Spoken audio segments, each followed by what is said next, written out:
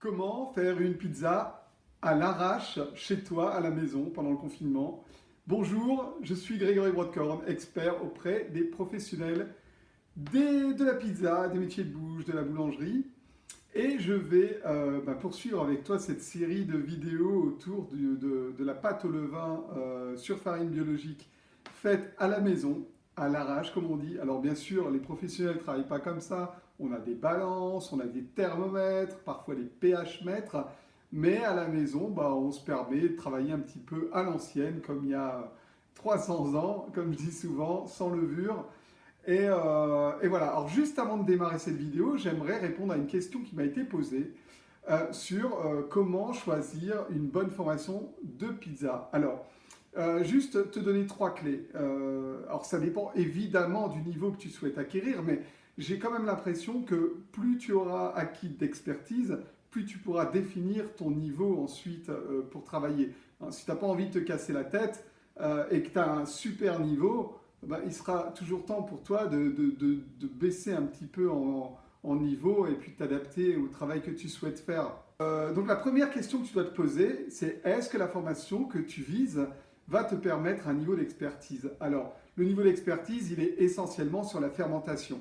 À quel niveau d'expertise est limité ton formateur? Moi, je te conseille quand même de travailler avec quelqu'un qui maîtrise toutes les fermentations et surtout la fermentation naturelle, parce que quand on maîtrise la fermentation naturelle, alors on maîtrise toutes les fermentations. Voilà, donc ça c'est le premier point, un formateur qui maîtrise la fermentation naturelle. Deuxième point, un formateur qui va pouvoir t'enseigner les farines, quelles sont les différentes farines, et pas juste une école qui va te donner une farine donnée qu'il va falloir que tu utilises et tu ne pourras pas faire autrement qu'utiliser la farine de l'école. Il faut que tu choisisses une formation qui va te donner l'entière liberté de choix dans les farines. Parce que la première des matières premières dans nos métiers, c'est bien entendu la farine.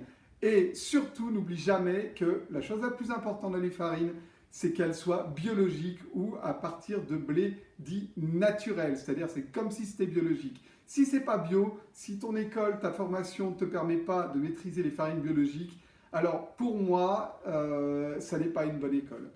Voilà. La troisième chose, veille à ce que ce ne soit pas des formations qui soient en trop grand groupe.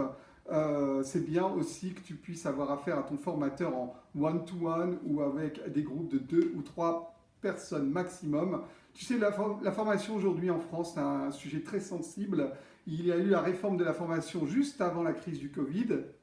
Et on sent aujourd'hui que l'époque est tendue à ce sujet. C'est vrai que les écoles traditionnelles qu'on connaît tous se remplissent. On met des dizaines et des dizaines d'élèves dans une même salle de cours et on fait un cours dans l'ensemble à tout le monde, le même cours. Moi, je trouve ça dommage. J'ai toujours refusé ça. Sauf très exceptionnellement, comme par exemple quand je suis parti à Agadir au Maroc, mais j'ai formé 25 personnes à la fois, mais c'était très spécifique. En général, il faut vraiment qu'on organise un module spécifique plutôt à distance pour que je puisse accepter de former un grand groupe. Sinon, personnellement, je forme une, deux ou trois personnes à la fois, ce qui explique évidemment que je sois le formateur le plus cher de France. Voilà, ceci dit, je te laisse avec la suite de cette vidéo. On m'a dit un petit peu derrière le rideau que c'était dommage que la première formation s'arrêtait, qu'il y avait comme un effet de frustration, mais je suis obligé, sinon mes vidéos vont durer des heures. Alors si tu as envie de vidéos qui durent des heures, je t'invite à cliquer dans les liens sous la description. Tu vas avoir des formations en ligne qui sont tout à fait accessibles et là tu auras vraiment de quoi apprendre et développer ton expertise. Je te laisse me mettre un pouce en l'air si tu as envie de m'encourager. Je te laisse commenter la vidéo si tu as des questions à poser. Mets tes commentaires ici, hein, m'envoie pas un message perso, parce que moi j'ai des dizaines de messages perso et j'ai du mal à répondre à tout le monde, alors qu'en commentaire je peux répondre à tout le monde à la fois. Voilà, et puis n'hésite pas à partager cette vidéo si tu penses qu'elle peut être utile. C'est le deuxième volet donc, de cette vidéo de la pizza à l'arrache, et il y aura un troisième volet évidemment. Peut-être un quatrième, on verra au niveau du montage. Voilà, je te fais des bécos. Surtout, tu prends soin de toi, parce que c'est vraiment ce qui est le plus important. Puis nous, on se voit très vite. Ok, donc maintenant, on va travailler sur le plan de travail. Tu vois que j'ai un peu dégagé le bordel qu'il y a dans ma cuisine perso. Comme tu le sais, moi, ce que j'aime, c'est travailler avec de l'eau. Donc, mes collègues vont peut-être utiliser de la farine. Moi, j'utilise de l'eau filtrée, tu vois, comme ça, je trempe ma main dedans. Hop, j'en mets un petit peu tout autour sur ma pâte et je vais venir la décoller avec ma corne, hein. Je te rappelle, c'est une corne que j'ai fabriquée tout à l'heure avec toi, avec une boîte de tofu.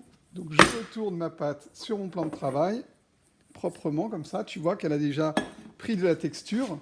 Je la décolle bien de partout. Et maintenant, hop, je vais faire mes rabats. Alors pour faire mes rabats, tu vois, je la mets sur le dos et je la replace sur l'avant, regarde. Hop, hop. Et tu vois qu'elle commence vraiment à prendre de la force. Ok, je reboule, je remouille mes mains parce que tu vois, ça colle encore un peu. Hein, je te renvoie à la vidéo, la pâte qui colle. Et voici. Et cette opération, on va la faire autant de fois que nécessaire. Tu peux la faire 10 fois, toutes les demi-heures par exemple, le temps que ta pâte lève.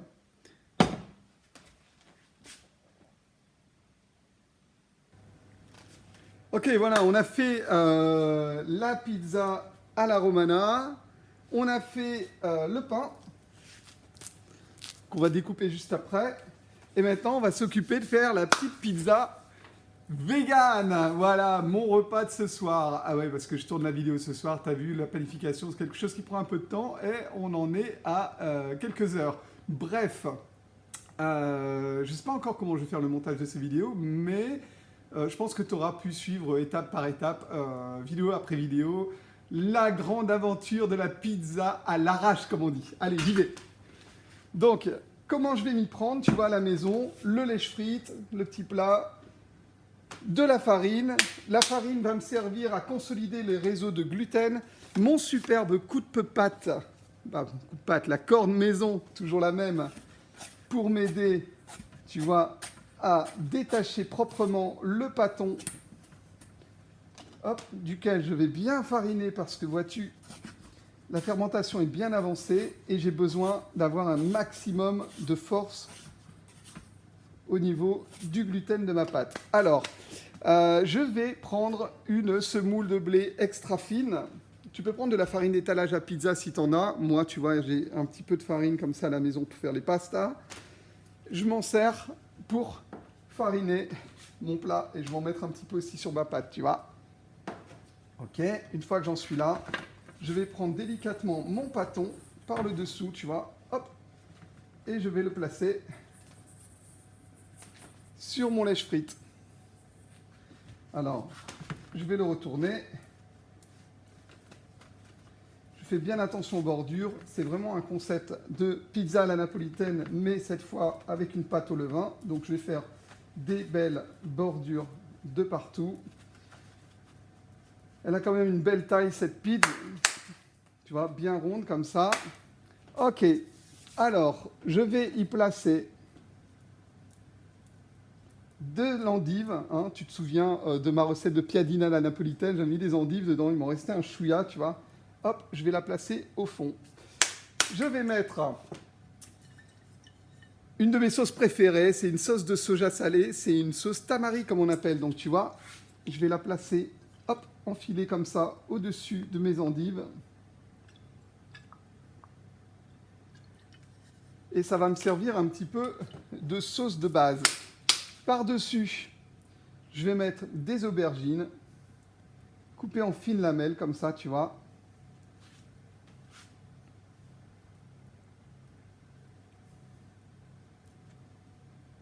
Ok. Je vais mettre du sel. Ah, yes.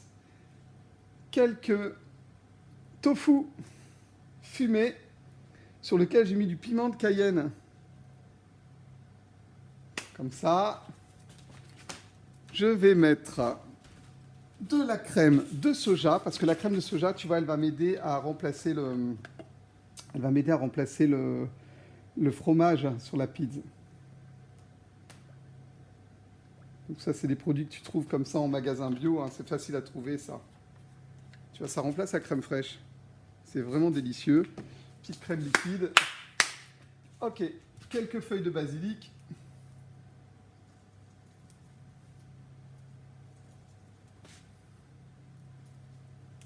Voilà, j'ai préchauffé mon four. Il est à plus de 260 degrés, là. Comme ça, je vais pouvoir placer ma plaque directement dans le four.